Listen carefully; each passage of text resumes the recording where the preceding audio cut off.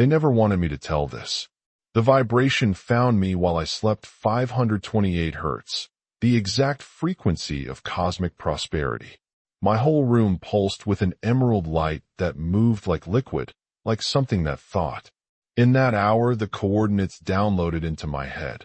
Locations, names, the vibrational code the extraterrestrial billionaires used to call fortunes into being. Have you ever wondered why some people seem born with the wealth gene, while others fight for every cent? What if it isn't luck, but a frequency anyone can turn on? A faint pulse lingered behind my teeth. Something was listening. Before that night, I was Marcos Navarro, 53, a man pressed flat by routine. My alarm at 5:30 was a bell I no longer answered with hope. I rose out of sleep like a worker clocking into a machine.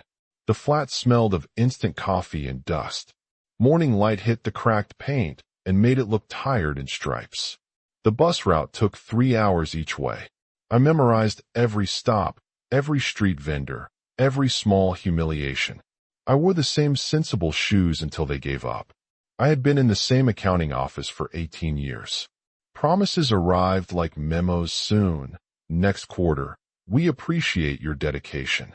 The promotions never came. The files, the spreadsheets, the polite smiles, they hollowed me out. My 2-bedroom apartment hung over a ledger of debt. 3 months behind. Notices stacked on the kitchen table as if paper could turn into judgment. I counted days like a man counting breaths. How many breaths before the lock on the building changed? How many bills before the lights would fail? Helena, my daughter, 19, sat at the kitchen table with her laptop. She was studying law, stubborn and hopeful in a way that hurt me. I practiced sentences I could use if I had to tell her the truth. I'm sorry, Hella. We'll manage. You'll finish. The words felt thin. More than money. I felt invisible, unseen by the world I'd learned to inhabit. My ex left 2 years earlier. She had been tired of my lack of ambition, she said. I could still hear that phrase ricochet in my chest like a license revoked. My hands were knotted most mornings. The veins stood out. I learned to fold my fingers around coins and feel nothing. The medications for anxiety blurred nights into soft pains. They only dull edges. I watched motivational videos with the lights off. People on screens spoke in bright, decisive rhythms that belonged to a different planet. Why not me? I whispered to the ceiling. Tears tracked cool paths down my face that made the pillow damp. The worst thing was not being poor. The worst was the sensation of not belonging to the field of possibility anymore, like my name had been rubbed off the map. There were small, ordinary rituals that became my prison. I set aside the last of the electricity money for the coffee, then pretended the cup tasted like dignity.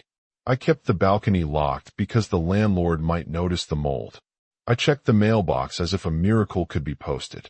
I rehearsed apologies for people I had not yet offended. Habits become architecture. My life closed into a small, precise house of habits. Some nights I lay awake and traced the cracks in the ceiling. They looked like rivers. I followed a fissure with my eyes until it became a road. On the road I could see myself younger, lighter. I tried folding that vision into a plan, and it always came apart. My breath shortened as the doubt arrived like a storm. My chest tightened. My spine stooped a little more each day under the weight of 100 small deferrals. And yet there was a corner in me that kept asking questions. Not loud questions. Quiet, stubborn ones. Not why me, but why must the map be drawn this way? This small, defiant voice lived like a moth near a lamp. It fluttered in moments of silence. On a bus at dawn, in the pause between a bill and a payment, when Helena laughed at a joke on the phone. Those pauses felt like thin doors. I found myself watching the sky more often. Not grand stargazing a look, the way light bent around the clouds, the way the air cooled before rain. I noticed vibrations I used to ignore. The small hum in the fluorescent tube, the slow thrumming of the building when the elevator moved. Sound became a weather. I learned to say small things aloud, like a man testing an instrument. If there is a current, let it run through me. The words tasted strange at first, like copper. One night, earlier than the rest. As the building sighed and the street was a low river of distant horns, I felt the air tighten.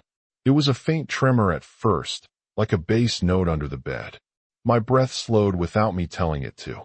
The room grew colder, my skin prickled. I told myself it was stress, that the body has ways of announcing collapse. I told myself to sleep. But the tremor did not leave. It moved across the plaster and settled right behind my eyes. The hum had a pitch. I reached for my phone like a lifeline, and then thought, what if this is not fear, but a signal? I am not proud of what followed. I called Eduardo, my brother, because he is steady and hates ambiguity. He answered in 3 rings. I said something clumsy about the strange night noises. He laughed, a quick, crisp sound that shut like a lid. You're disoriented, Marcos. Rest. You need a doctor. He spoke with that certainty like a hammer. I wanted his certainty.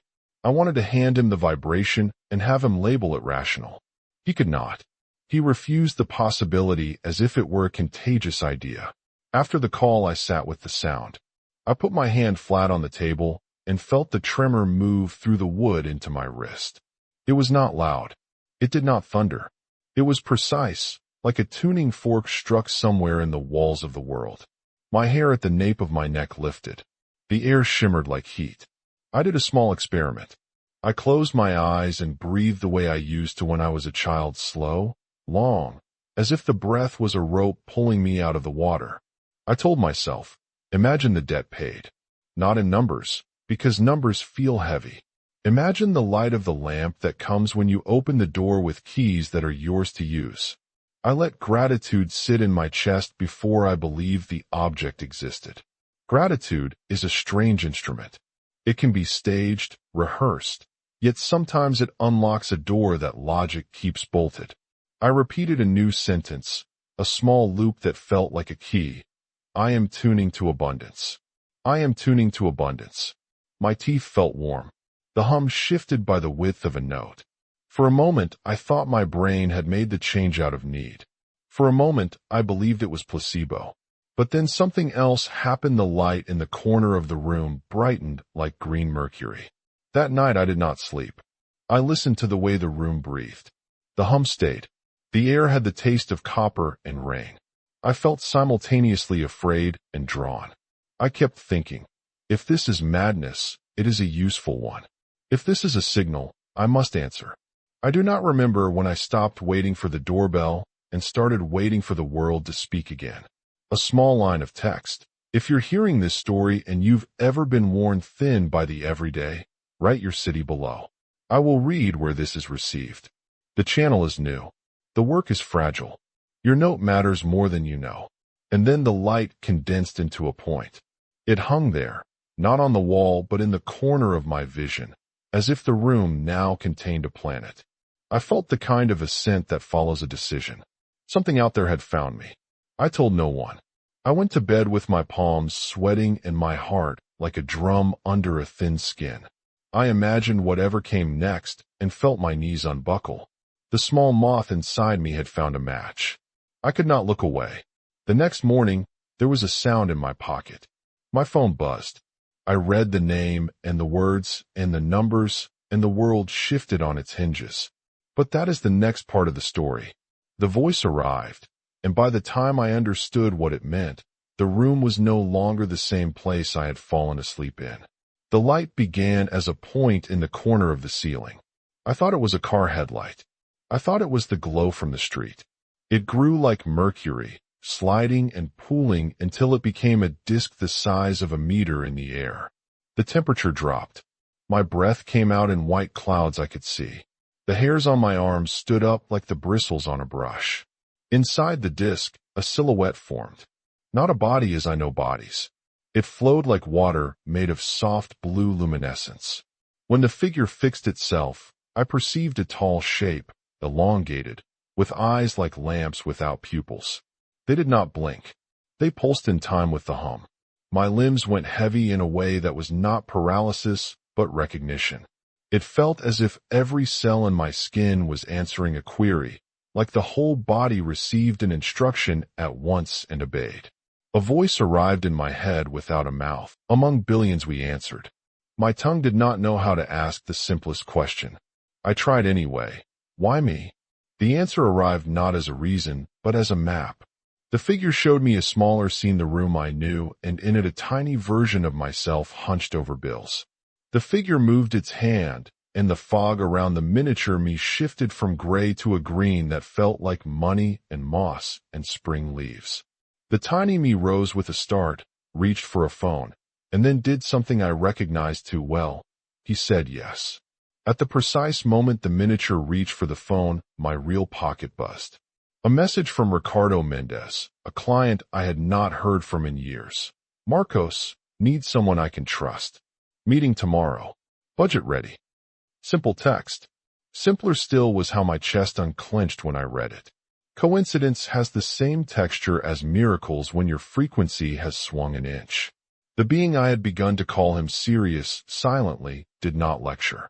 He made gestures in the air that carved shapes I somehow understood as grammar. He spoke in short shards. Reality, he said, is condensed vibration. Thought is instruction. Emotion is the power behind instruction. Certainty is its engine. He guided me through an experience. I had to do nothing but follow. A geometric frame formed like the outline of a window. Inside it he asked me to place an image, not a wish, but a memory made forward. He told me to choose something improbable and feel it as true. I chose an orchid I had never owned, a blue one that seemed ridiculous in my city. See it, Sirius said. Feel its petals, its weight, the clay of its pot in your hands. Smell it. Thank it as if it has been given. I closed my eyes. I smelled a cool sweetness. My fingertips remembered ridges on the ceramic. My chest filled, not with wanting, but with the settling warmth of gratitude. I repeated a phrase he taught like a machine learning a key. I am frequency of abundance manifested. It felt like a small ritual, a practice in the quiet. I opened my eyes and went to the meeting with Ricardo. In the lobby, under the sterile lights, 3 blue orchids sat in a reception vase like jewels. I stood with my mouth open. The receptionist said Mr. Mendez bought them that morning because he felt like it. He handed me one as if he had been instructed by the same strange weather. Those weeks after were a series of small verifications.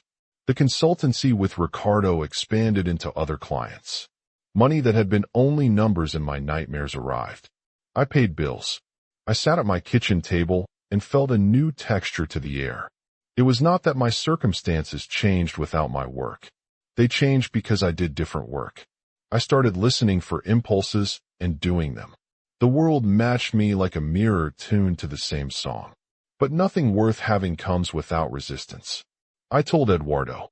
I thought he would be happy in the old way, practical, dry, a brother who built certainty out of facts. Instead he laughed and then argued. He planted doubt like a seed.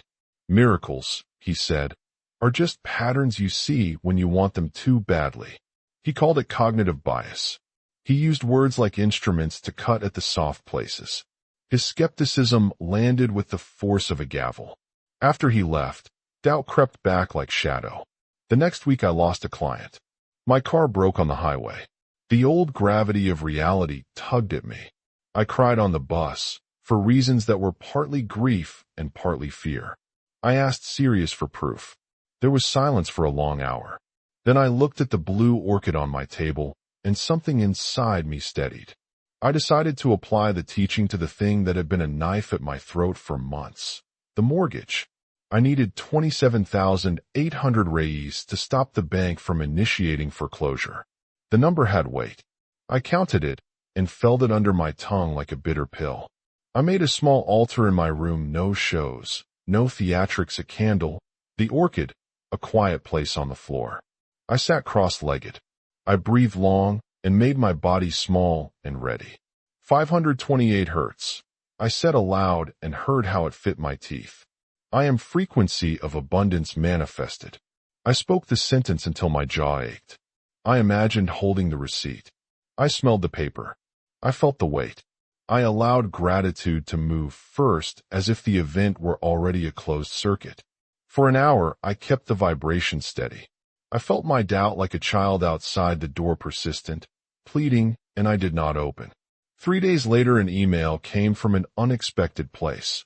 A law firm representing a company I had worked at over a decade ago. A collective claim I was part of yielded an indemnity. The number read 28,500 Brazilian reals. I held the sum in my hands like a physical note.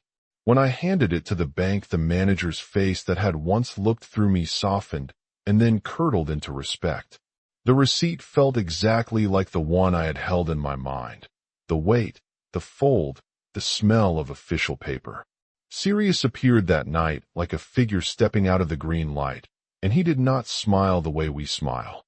The expression that passed through him was slower, older, like seasons folding. You learn the key, he said, not by tricks, but by aligning your instruction, your emotion, your certainty. You issued the command, and the field responded. I realized then that it was not magic and not luck. It was craft. The code was practical. Thoughts were not idle. They were seeds with an operand. Emotion was not mere feeling. It was the power that ran the instruction. Certainty was the commit signal. The teaching turned into action. Breathe, align image and feeling, call with certainty. The steps were simple, but they required daily courage. When he left, he gave me something small and light. A crystal of quartz, clear but with an emerald core that pulsed faintly. He said it would not be necessary. It was an amplifier, he said, a friend in the nights when certainty grew thin. I held it like a promise. I asked him, finally, why me? Again, because the question does not leave. He replied not with a reason, but with an observation. You doubted the limits even when they surrounded you. Doubt can be a prison. Doubt can also be a lever. He dissolved into the light, and the room went back to the dimensions I had known. But I was not the same shape. There will be voices that say this is delusion. There will be men who laugh and women who call for evidence in scientific tone. I understand that. I am not asking you to hand me your belief. I am simply telling what happened. And now, still in the echo of that green light, I have a decision to make. The frequency lives in me. It hums. I can keep it private. Or I can do something harder. I can teach what I learned without pretending it is certainty for everyone. I can give procedures and warn about pitfalls. I can speak of responsibility. There is a door opening somewhere, a wider one than my apartment. The hum grows. I can either step through and risk everything, or keep my apartment and my quiet life. I feel both fear and an odd exhilaration. The next movement is mine to choose. But before I take it, there is one simple thing I do every morning and every night now. I say it into the room, into the small waves of air that are my body. I am frequency of abundance manifested. I am frequency of abundance manifested. I am the code in execution. And that is how I learned to listen. The green light promised more. It promised a problem I had not yet imagined. I did not know what door would open next. I only knew I could no longer ignore the sound. The thing Sirius showed me was not an explanation. It was a scene I could crawl into and touch. The air changed its texture, thicker, like silk pulled across the back of my hand. Light rearranged itself into tiny glyphs that moved like moths. I remember the taste of metallic calm at the back of my tongue, as if my mouth had learned a new frequency before my ears did. He placed the window frame of geometry in front of me and asked only that I look. Inside the frame a miniature room appeared. My kitchen, the same cigarette-burned table, the stack of notices. The tiny me sat hunched. The haze around him was not smoke, but density and audible dullness, a low filtered sound, like a broken amplifier. I could feel the pattern tight, closed, the rhythm of scarcity as if it were a drumbeat behind the wallpaper. Sirius did something small. He traced a line through the haze with a finger that reminded me of carved glass. The gray blurred at the edges, and, almost imperceptibly, green threaded into the fog like algae finding light. The little man in the model sat up. Something unhooked inside him. His breath, his shoulders, the tilt of his neck. He reached for a phone, and then before anything else happened, my real pocket vibrated. The text was simple. An old client. His voice was not human, but there was old amusement in it. That night I could not sleep. I lay with that green thread behind my eyes and felt the world as fabric, not as stone. I could see how thoughts folded into events, like paper cranes folded from intention. The fright was not the presence of possibility, but the scale. If this was true, then responsibility multiplied. To issue a command into the field without discipline might be like sending an untamed wind through a village. I asked him, finally, for a test that could be repeated, that I could bring back to the ledger of ordinary life. He smiled not with lips, but with a nuance of light. Small, he said. Prove to yourself the doorway works on the small things. The field scales when the pattern is true. He set a pattern in my hands, a frame, an image, a sensation of gratitude, and a pitch to ground at 528 hertz. He wanted me to feel, not merely to imagine. The exercise felt almost foolish to my rational mind. Yet foolishness can be a necessary gentleness when a man has been worn to rational threads. I did as he asked. I did not expect the world to hand me proof like a shopkeeper handing change. I expected, at most, to be fooled into peace for an hour. Instead, a small miracle parked in the lobby of a business I walked into the next day. The sensation of walking into that lobby, cool air on my face, the tile under my shoes, the sound of a coffee machine was the cursor that blinked between what I had practiced and what the world answered. The door had opened, and yet the frame of the test included a rule that would follow me: alignment before demand. Not want, but the feeling of having received. Not lack, but the sense of completion. That was the first rule he did not spell out, but made me learn with my hands. There is a danger in a proof like that. It sits in a heart like a seed that can sprout into hubris or into stewardship. The window he held promised a method. The method needed care. I felt the gravity of choosing how to use what I had been shown. The next step was no longer about plants or orchids. It was about whether I would build a life that could hold this frequency, or collapse under it. I would test it further. I would make the practice precise, and I would start to translate those quiet exercises into language I could use on ordinary mornings. Mini cliffhanger.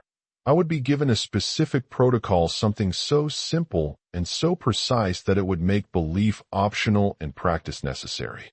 The first experiment would be a small seed. The consequence would be louder than my fear. Preparation is a ritual. The first detail Sirius drilled into me was the body posture, breath, small muscles. He taught me to treat the body like an antenna, not a vessel. Sit upright, feet on the floor, tongue resting gently, eyes soft. The breath goes slow, like a clock being wound. The room should be quiet enough to hear the hum behind sound. The refrigerator, a distant siren, the pulse at the temple. These are not nuisances, but markers of presence. He gave me a short sequence to practice. I write it now because each line changed the axis of my days.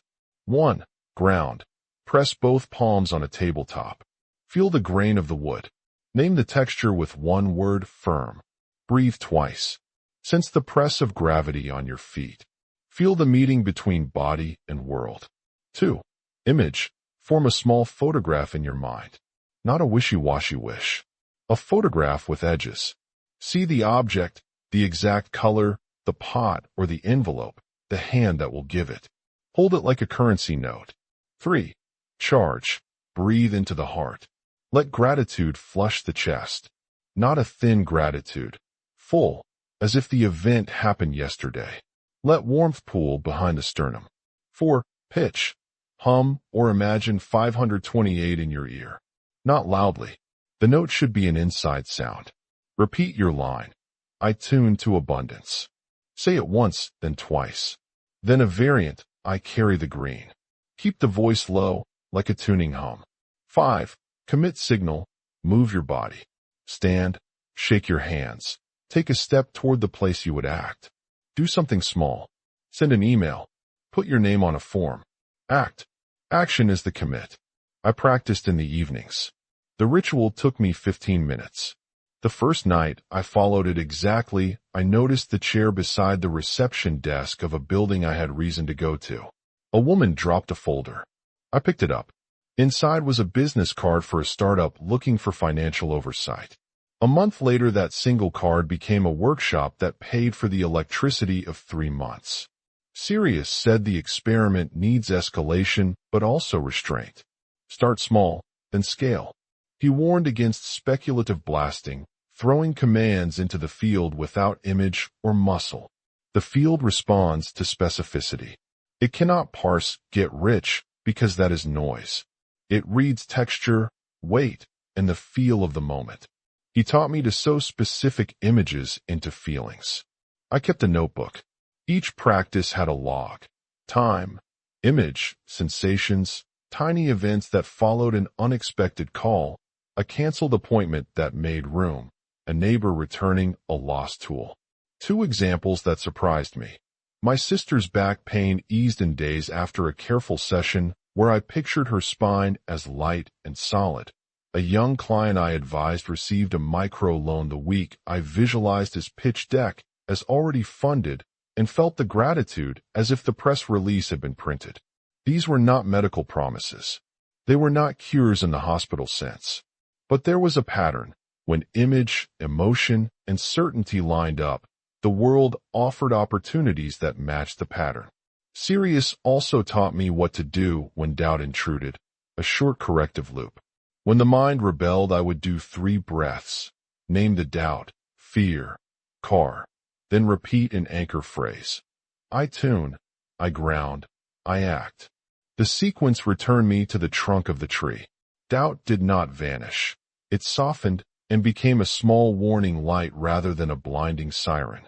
He gave me variations on the loop so my voice would not harden into ritual without meaning. I created 3 proprietary loops that fit into pockets of life. Morning loop, waking, I wake tuned. I call the day green. 2 breaths, look at the window, imagine one small good happening. Midday loop, for action, I send this with certain hands. Press palms, visualize outcome, exhale. Night loop, for integration, I hold the field, I let life shift.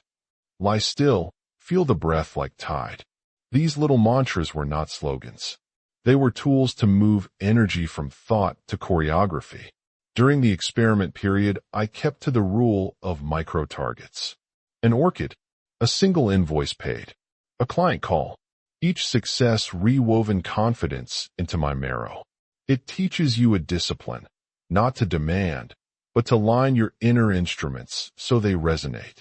There were also limits.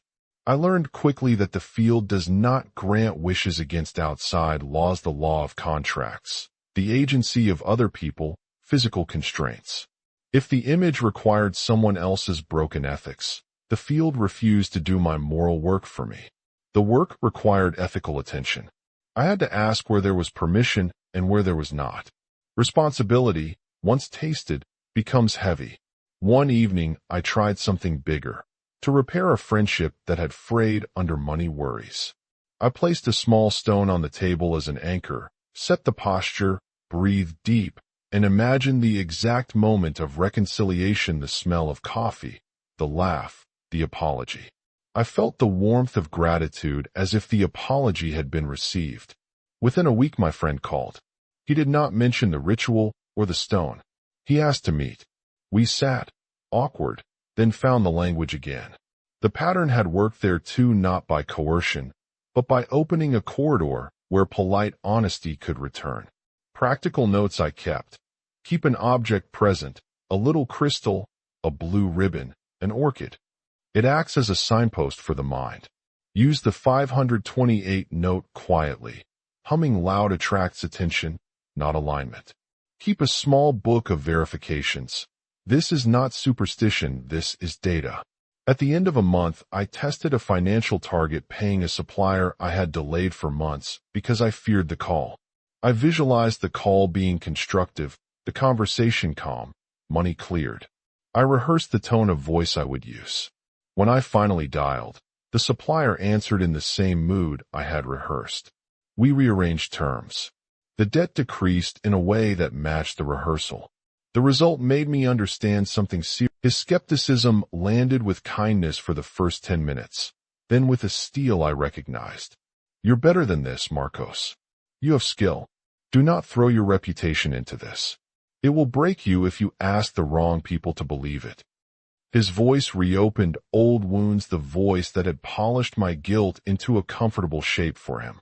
I felt my chest narrow the way it had in the mornings of old despair. Doubt is contagious. He planted it, and for a day the seed took root. The world answered the doubt as the field sometimes does. It reflected the internal frequency. I lost a small client. A check was delayed.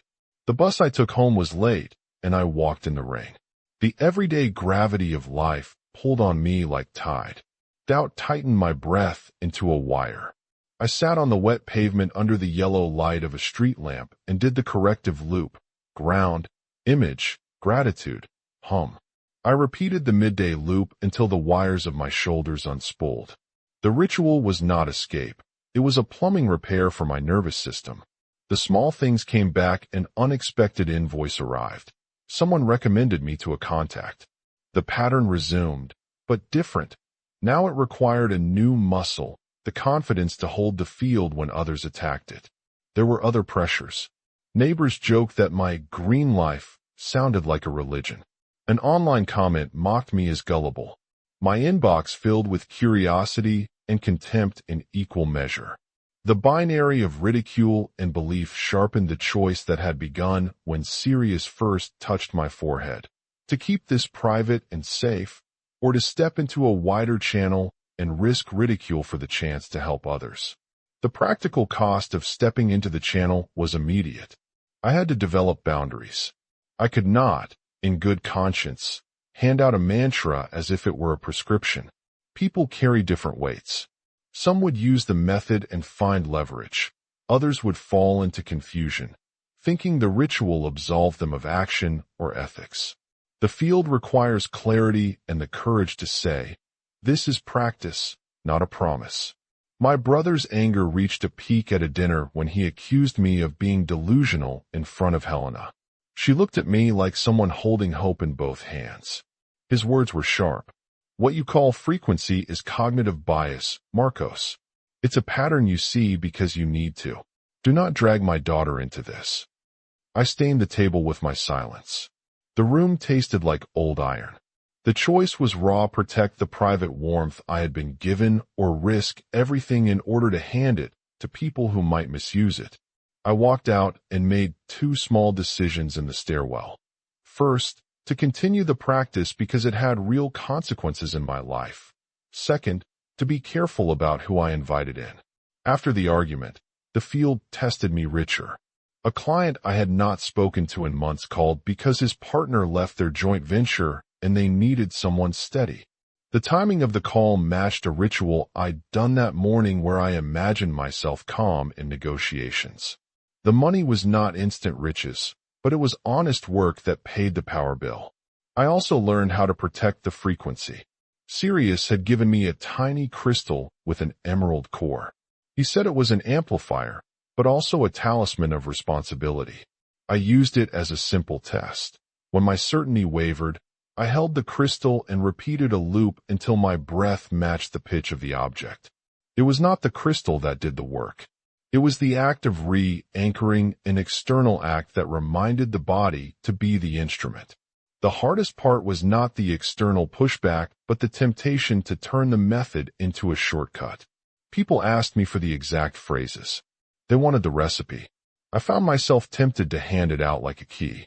I refused, not out of secrecy, but respect. The practice depends on alignment, image, emotion, and certitude, and each person's alignment is particular. A friend, a small baker I had helped, called one morning. "I tried your thing," he said, and I braced for misinterpretation. I focused on a new oven and felt silly, but 2 days later a supplier came and offered a used one at a price I could manage. His voice trembled, delighted and baffled. I felt the odd combination of humility and obligation.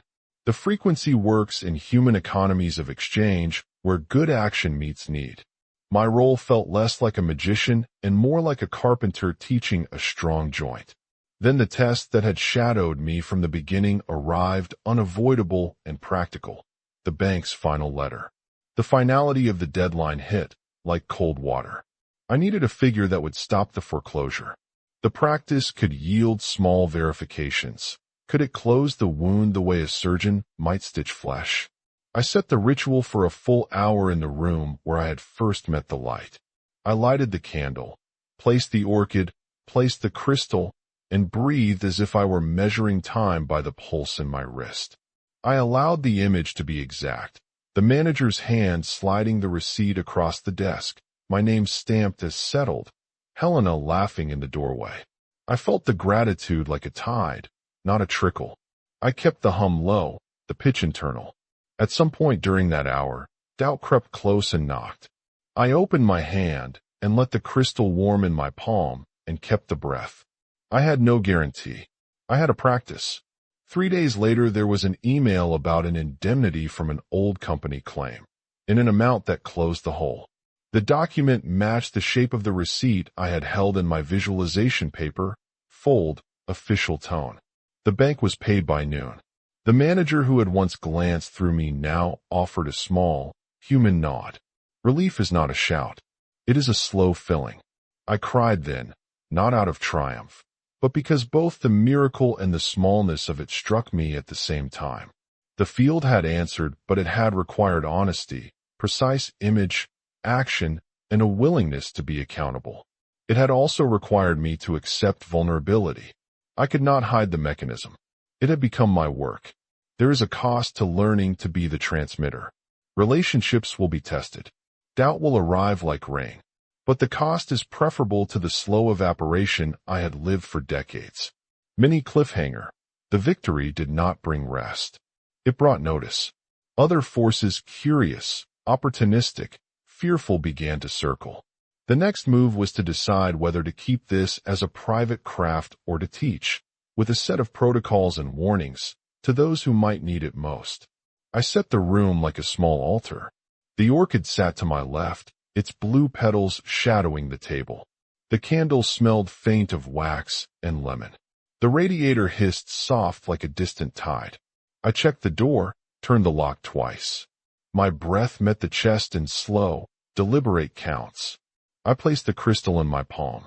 It was cool, then warm, like a stone remembering a sun. I sat cross-legged on the floor. I pressed the heels of my hands into my knees and felt the thin leather of the rug under my toes. My throat tightened then eased, as if the body answered to ceremony. I breathed 528 in a hum under my lips. The sound was small, inside my skull. I pictured the bank manager's hand, the paper folded, the stamp. I smelled coffee, heard the swivel chair, felt the paper's edge between my fingers. I let gratitude flood my sternum as if the receipt were already in my hand. The image had corners. It had a fold and a slight tear on the top right. For an hour I held the scene, not as wish, but as rehearsal. I moved between breath and image, between hum and sensation. My jaw unclenched. My pulse slowed. When doubt hovered, I touched the crystal and repeated a short loop. I tuned the tone. I hold the image. I step. I spoke it low, in 3 variations, then silence, until the loop sat like a hinge behind my sternum. I rose when the candle guttered. The room smelled faint of melted wax. I walked to the window and watched a man pass below with a bicycle. I felt ordinary footing return. The ritual did not feel like a spell. It felt like a trained hand tightening a bolt. 3 days later, an email arrived that cut through the week's noise. The subject line read like a name, collective settlement. I opened it with the same careful hands I had used to fold the receipt in my visualization. Legal language, a figure that matched my figure in the visualization, 28,500. The number sat heavy and then light. Relief was not fireworks. It was the slow return of blood to cold fingers. At the bank, the manager glanced up from his desk. The fluorescent light over his head made his face pale. He slid a small white paper across to me. It felt as I had imagined: wait, fold, the indent of a stamp. He nodded almost imperceptibly. His eyes had lost the skim of dismissal. Helplessness, the proof had closed the wound, but it opened a different door, a door toward a practice that could be misused, misunderstood, or stolen. I slept poorly that night, not from fear, but from the hum of choices. If the ritual worked for me, could it work for others? Could I teach it without breaking it? The question was a thin alarm bell. I held the crystal before sleep and invented a loop for the morning, quiet and exact. I wake and pitch. I meet the green. I act with certain hands. It was small. It was mine. It felt like steering. Tomorrow, I thought, I would ask Sirius the hard question. What is the protocol? What are the boundaries? The light thinned as I drifted. The room held its breath with me. The next lesson promised to be not about more miracles, but about how to live with one. Mini cliffhanger. I would learn that the code is not only a technique, but a responsibility, and Sirius would show me the grammar of creation. Sirius unfolded the idea like a map. The room around us refracted into lines, as if the world had been converted into score notation. He spoke in short, elliptical phrases that landed as commands rather than advice. Thought writes. Feeling fuels. Certainty signs the page. He did not teach with diagrams. He made me feel the mechanics in my body. He pulled my attention to the chest, then to the throat, then to the hands. Your chest holds charge. Your throat answers the field. Your hands finish the syntax. He tapped the pattern against my sternum. The taps were small and exact, like a metronome. The revelation was practical, not mystical. It translated into verbs I could use. Thought becomes a blueprint. Emotion becomes the solvent that melts resistance. Certainty is the executive order. When all three align, the field does not argue. He handed me language I could practice. Short loops that were not slogans, but operational cues. Use them. They act like keys. The first loop I learned there, in the shadow of the orchid and candle, was for initiation. I set the tone. I see the shape. I move the hand. I said it once, then twice, then a quieter third time, each repetition compressing the image into something the body could hold. He offered another loop for friction. I named the crack. I send the repair. I let the world answer. It taught me to identify the precise point of rupture relationship. Check. Health and treat that seam as the place for attention. He warned. Attention without action becomes obsession. Action without alignment becomes violence. He gave examples like a teacher showing two small experiments. A neighbor's cough that had haunted a week softened after 3 careful sessions where I imagined the bronchial tree as clean paper, felt the breath cool, and whispered the repair loop with my palm on his back. He did not present it as cure-all. He said, this is an alignment. Support medicine. Respect limits. The neighbor improved. Other conditions did not change. The method had edges. Another example, a young woman I advised in a meeting. She needed a small loan to finish a batch of pastries. We rehearsed how she would speak to the supplier, the exact tone, the gratitude pre-tasted. She walked out, and the supplier offered credit on terms she could manage. The loop translated to commerce because the conversation had been tuned beforehand. People, he said, are instruments too. Sirius taught me the grammar. He showed how to make the verbal action of creation precise and ethical. He insisted on the vocabulary of consent. Do not write someone else's page, he said. Ask first. Align with what may be possible. His words sat cool and clear. We made the practice repeatable. I learned a morning triad. Wake, pulse open. Breathe in 528 for 3 slow counts. Say, I tune in. I hold the green. I step with certain hands. Midday, a short pick. Palms press. Image sharp. Exhale the send. Night, a fold. Hold the receipt. Let gratitude close the loop. These were not charms. They were chores of attention. He pressed on ethics. Power strewn without boundaries becomes theft. Power given without instruction becomes harm. He placed a tiny test before me. If you offer this to a desperate stranger without a set of rules, you feed addiction to miracles. He wanted me to build fences, intake questions, clarity on action, insistence on effort. Teach only the skeleton. Let people build their muscle. The physics lesson sharpened into language I could use aloud. I practiced speaking to a room of doubts. I choose my cadence, I said. I do not take another's agency.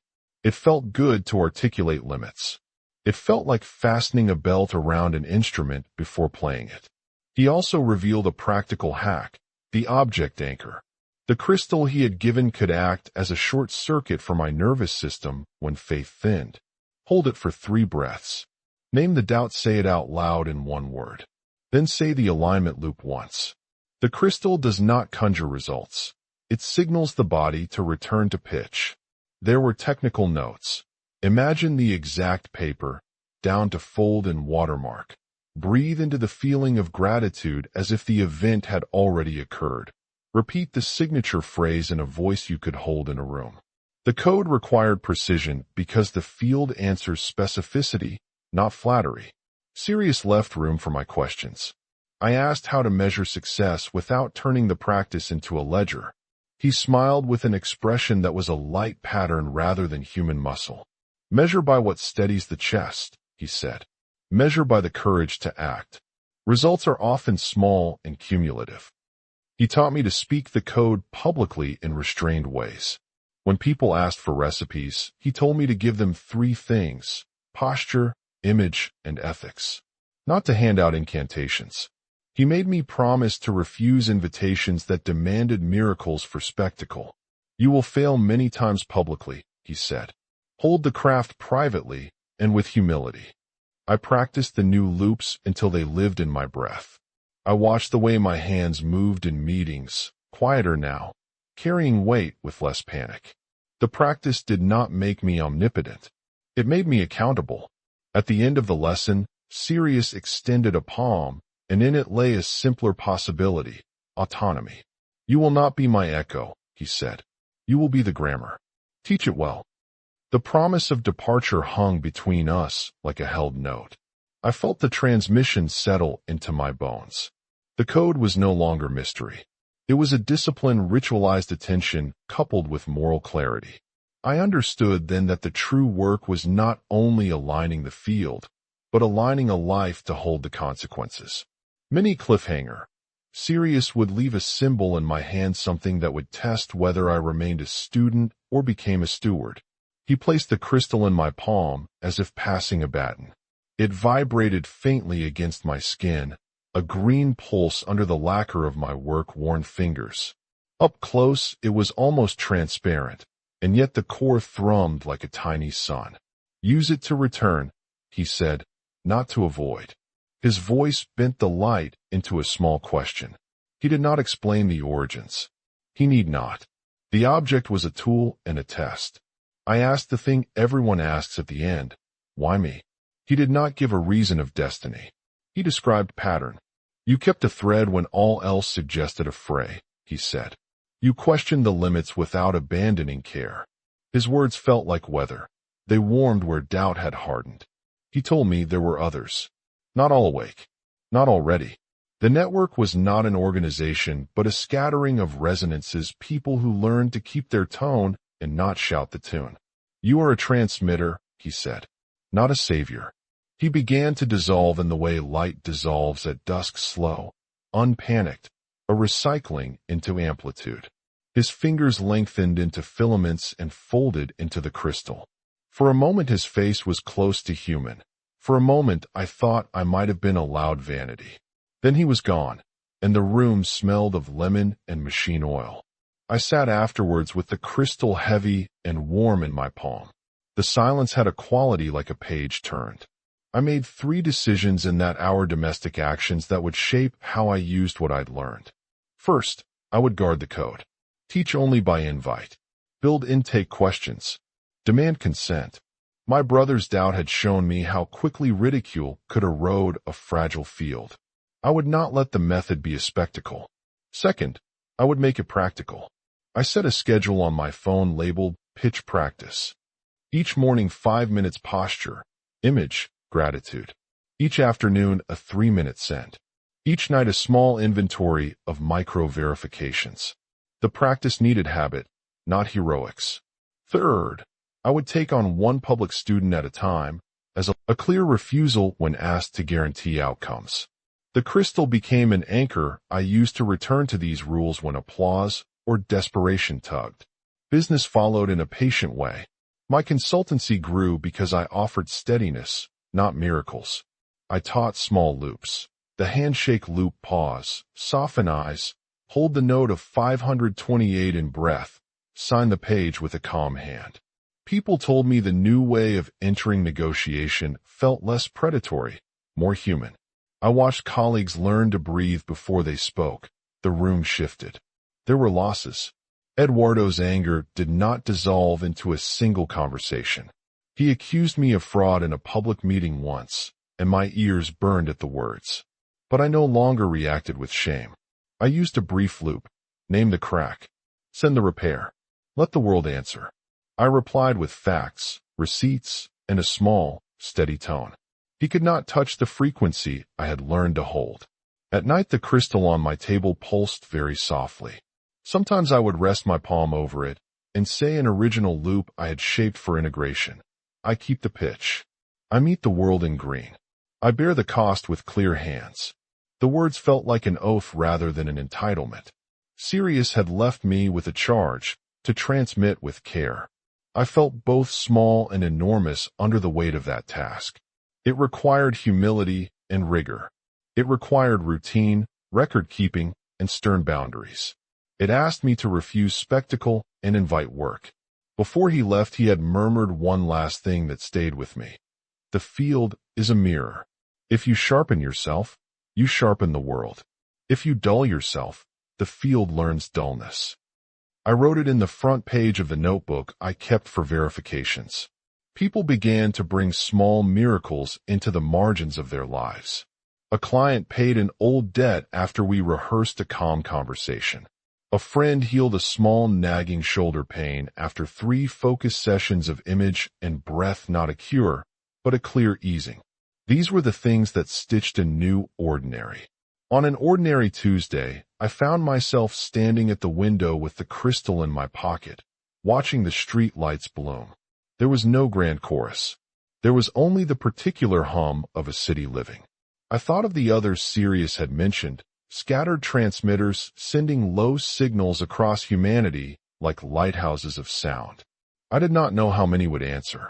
I only knew I had a duty to keep the code precise, ethical, and taught with hands that reached for repair, not replacement. I rose and set the crystal on my desk. I touched it once, then closed the drawer. The world kept humming. The orchid on the table bent toward the light and kept living. The light had gone out of Sirius's form, but the pattern remained. Tune, image, action. I had been given a method and a mirror. It was time to learn how to be both honest transmitter and careful teacher. Mini cliffhanger. The crystal would not only anchor my practice, it would open a door I had not planned to enter, teaching on a scale that would test everything I had vowed to protect. The crystal sat on my desk like a small sun that knew my name. At night it pulsed faintly, a slow heartbeat beneath the glass. In daylight it was quieter, almost shy, hiding its glow in the creases of paperwork and receipts. I would pass my hand over it and feel the skin on my palm, remember a temperature I had learned before language. The room smelled of lemon and printer toner. Outside, the city was ordinary tires, a shout, a radio that never quite tuned in. Inside, the object folded a different measurement of time into my day. I had promised myself 3 things the night Sirius left. Guard the code. Make the practice habitual. Take one public student at a time. Those promises were not metaphors. They were contracts I wrote in the front page of the notebook I carried. The notebook grew thick. I wrote posture cues in the margins, the exact breath count that steadied my chest, small shades of the image language that Sirius favored: paper, fold, watermark. I wrote who I would refuse. I wrote a list of questions for intake: consent, willingness to act, willingness to keep records. The first time I read them aloud, it felt like assembling a small machine. The words made a frame. My voice on the other side of the room sounded different. It had less pleading and more edges. People noticed, not because I shouted, because I moved differently in the world. My shoulders had unlearned their permanent shrug. My hands, which had always fumbled when reaching for a pen, had learned the signature of a calm finish. Clients paid, yes, but more than invoices, they brought clarity. A seam in a partnership mended. A vendor offered credit. A young baker signed a lease because she had rehearsed a conversation with me while breathing 528. Those were small things that added up. They were the only miracles I allowed myself to name. Mini cliffhanger.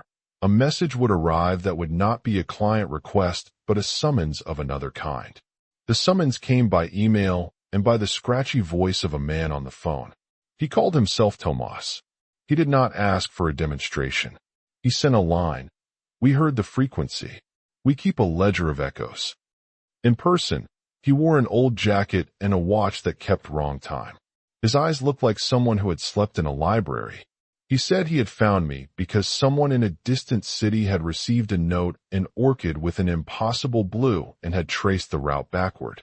He asked, gently, whether I could teach. He did not ask for a miracle. He asked for a system. I said no, at first. Teaching, I had decided, was what I must do by invitation and with rules. I had imagined small one-living lab, careful intake, weekly records. Tomas did not want one student. He wanted a cohort. He described people who worked in networks, artists, midwives, a software team that kept failing launches for reasons they could not name. He spoke of a seed group, patient and disciplined, that wanted to learn the grammar. He promised confidentiality. He offered a modest stipend for travel.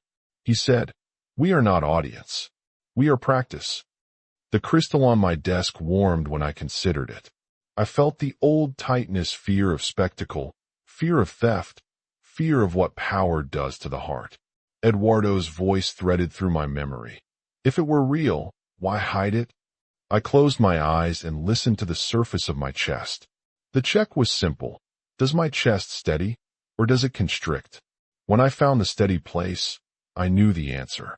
I agreed to teach, but with conditions set like fences, strict intake, daily verifications, no promises of outcomes, and a requirement that each person do the work after the feeling left. Mini cliffhanger. The cohort would arrive with a problem that could undo everything I had learned to protect. They came by degrees. A woman who ran a small clinic with steady compassion but terrible bookkeeping. A software product manager exhausted and ashamed. An upholsterer whose hands trembled from pain and fear. A teacher of children who spoke 7 languages and cried when she recited contracts. I asked them the questions I had written and watched how they answered. Some lied in the way people lie to themselves. Some gave answers that rang like glass. I accepted 5. I refused 3. I kept the refusals in my notebook. We began with posture. The room was bright, but not loud. I placed the crystal at the center of the circle and asked everyone to touch it for 3 breaths, then to set it down. Not for magic, I said. For pitch. The crystal did not do the work. It only called the body back to a remembered tone. We practiced the morning triad I had learned. Wake, pulse open.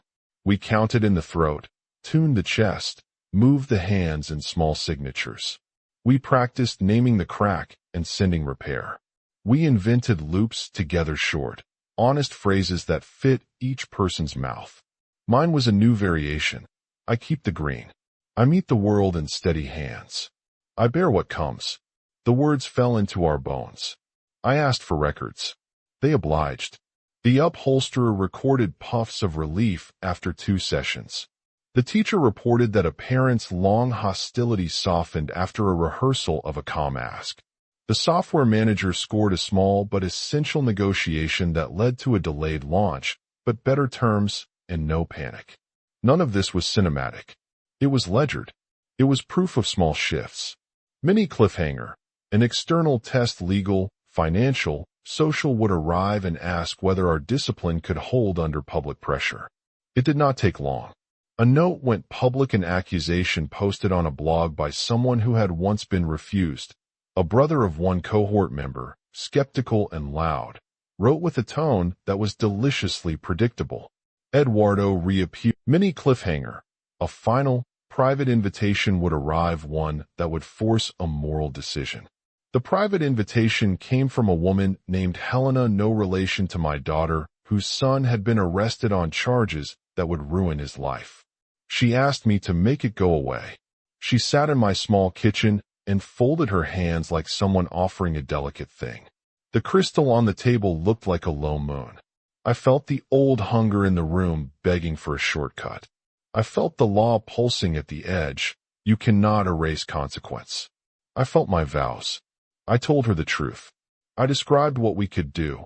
Posture to steady panic, an image to prepare for the conversation with a lawyer, a rehearsal to calm the mother's voice in court. I told her what I would not do, plead for a legal blank. I offered to sit with her as she spoke to an attorney that afternoon. She agreed. We did the work. The boy's case did not vanish. The mother's voice was clear in the next hearing. The judge listened differently to a family that did not crumble. The result was not miraculous. It was a consequence altered by presence. Helena wept with a tempered joy that smelled faintly of lemon. I learned, again and again, that the field answers coherence more than wish. Mini cliffhanger. The crystal, which had been a stabilizer, would begin to pulse in a pattern that was not mine. The pulsing change was subtle. It began as a rhythm beneath the skin of the room, one beat faster, then slower. I first noticed it while drafting an intake form. The light in the crystal seemed to respond to the room's breath, as if remembering a different orchestra. I held the object and felt a thread connect outward like a wire finding a port. It was neither alarming nor soothing. It was an invitation to listen. That night, the city sounded different. The usual horns and radios softened. I walked with the crystal in my pocket and felt a tiny warmth at my hip. In the drawer of my bedside table, a folded note waited, no handwriting. Only a single line. You kept the thread. Now keep the map. I understood this as Sirius would have meant it. An escalation. Teaching on a scale would not be only about more students. It would be about maps that led to other maps. About how to steward a practice that multiplied without becoming a spectacle. So I built fences. I wrote detailed intake protocols that became almost liturgical. I required daily verifications for every public student. I insisted on peer oversight. I set rules. No sessions for litigation as a promise of outcome. No uses for coercion. Explicit refusal to alter another's will without consent and legal counsel. I added a line to my contracts that surprised even me. The practice must be supported by ordinary work medicine, law, repair, never a substitute. The crystal sat on the desk like a judge, not as a talisman, but as a reminder. Mini cliffhanger. In the quiet between two breaths, I would hear a melody that suggested I was not alone. Sometimes, late, I would lay a palm on the crystal and recite the loops I had taught the cohort. They were shorter now, honed by usage and by failure. They changed to fit each mouth. My public loop became, I keep the green. I meet the world in steady hands. I bear the cost with clear hands. A private loop, for doubt at night, was, I return to pitch. I name the crack. I send the repair. The loops were not incantations. They were posture. They anchored the nervous system. I taught these loops because people needed scaffolding. I taught them because words do what hands cannot. I watched a baker steady her hands before a bank call and saw the world answer. I watched a man rehearse a conversation with a daughter and watched the daughter return after a month. None of it erased the messy, consequential parts of life. It rearranged the terms of approach. And then, finally, a night came when the crystal pulsed and the air shifted. A knock at the door came not from a person, but from a pattern in my mind. I had the sensation of being read, a soft, thorough scanning, and with it a clarity descended. The code would not remain private forever. That was not failure. It was truth. Systems leak. Practices spread. The question was how to right the leak. I closed the front door and sat at the table. The city hummed. My daughter called and left a voice message about a class she loved. Eduardo texted a dry joke. I breathed and felt the chest steady not as triumph, but as readiness. I placed the crystal back in its drawer, touching it once, and whispered the loop I had learned into the dark. I keep the pitch. I meet the world in green. I bear what comes. If you are hearing this, it might be because something in you resonated. Perhaps you want to learn the grammar. Perhaps you are already practicing and simply want a name for what you do. I cannot promise outcomes. I offer instead a method and a set of fences. If you come to the door, bring records. Bring willingness. Bring the courage to be small and steady. Final loop. I am frequency. I hold the green. I act with clear hands. A small, human request. If you stayed with this story, thank you. If this channel is new to you, subscribe and help us reach 1,000. This helps keep the work private in the right ways. Tell me your city and country in the comments. Share a short line about one small change you've practiced. It matters. One last thing I learned. The field is a mirror. When we sharpen, it sharpens. When we dull, it learns dullness. There is a doorway ahead soft, like a breath stretched long. I will open it when I have the measures to keep what we build honest. For now, we practice, we record, we refuse spectacle, and we meet the world in steady hands. Listen inward. The frequency is not a secret letting you past consequence. It is a tool to help you carry consequence with clarity. And tonight, as I close the drawer, the crystal pulses once more, and for a moment I feel a chorus others tuning into the same note. The city keeps its ordinary noise. The field hums another possibility. The next portal is not an arrival, but an invitation. Will you answer?